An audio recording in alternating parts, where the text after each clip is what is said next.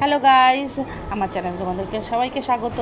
আজকে আমি মেয়ের আবদারে বানাচ্ছি কোয়ালিটি আইসক্রিম মিক্স পাউডার দিয়ে আইসক্রিম। তো প্রথমে আমি 500 দুধ নিয়ে নিয়েছি, ভালো করে দুধটা ফুটিয়ে মিক্স পাউডারটা দিয়ে দিয়েছি। তারপরে জাল দিতে দিতে দিতে দিতে অনেকক্ষণ জাল দিয়েছি। তো দেখো বারবার জাল দিচ্ছি, ঘনত্বটা কেমন কেমন হচ্ছে, কতটা ঘনত্ব হলে তারপরে আমি জিনিসটাকে ঠান্ডা করতে দিতে হবে। তারপর অনেকক্ষণ ধরে জাল দিতে দিতে দিতে তারপরে যখন ওটা হয়ে গেছে তারপরে নামিয়ে ওটাকে কিছুক্ষণ ঠান্ডা হতে দিয়েছি।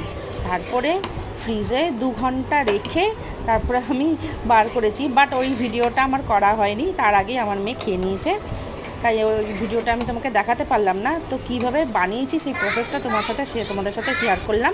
কেমন লাগলো কমেন্ট করে জানিও, ভালো লাগলে লাইক অ্যান্ড সাবস্ক্রাইব করে দিও।